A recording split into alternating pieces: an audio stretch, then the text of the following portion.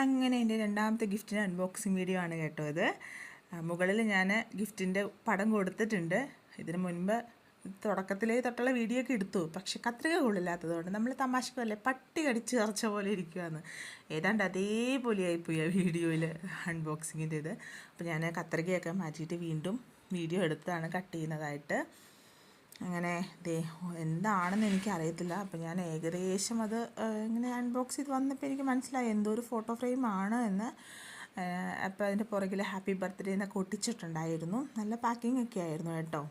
അത് എൻ്റെ മോൻ ആകാംക്ഷയോടെ അമ്മയുടെ മടിയിൽ കേക്ക് തിന്നുകൊണ്ട് നോക്കിയിരിക്കുന്നുണ്ട് എന്താണെന്ന്. അങ്ങനെ ഏകദേശം ഒരു ഐഡിയ, ഞാൻ പറഞ്ഞില്ലേ എനിക്ക് ഏകദേശം ഫോട്ടോ ഫ്രെയിം ആണെന്നൊരു ഐഡിയ കിട്ടി. തുറന്നു വന്നപ്പം 2 ദിവസം മുമ്പ് കിട്ടിയതാണ്. പക്ഷേ അന്ന് സാരി അൺബോക്സ് ചെയ്തപ്പോൾ ഹസ്ബൻഡ് പറഞ്ഞു നിനക്ക് ബർത്ത്ഡേയുടെ അന്ന് അൺബോക്സ് ചെയ്യാനുള്ളത് ഗിഫ്റ്റ് വേറെ വരുന്നുണ്ടെന്ന് പറഞ്ഞതുകൊണ്ട് ഞാനിത് 2 ദിവസം മുമ്പ് കിട്ടിയെങ്കിലും ഇതുവരെ നോക്കിയിട്ടുണ്ടായിരുന്നില്ല എന്താണെന്ന്. അങ്ങനെ ഫോട്ടോ പുറത്തെടുത്തു. ഏത് ഫോട്ടോയാണെന്ന് നോക്കാൻ പോവാണ്. ഓ ഈ ഫോട്ടോ ആയിരുന്നല്ലേ ഇത്. ഈ ഫോട്ടോയ്ക്കും ഞങ്ങളുടെ ലൈഫിലൊരു പ്രത്യേകതയുള്ള ഫോട്ടോയാണ്.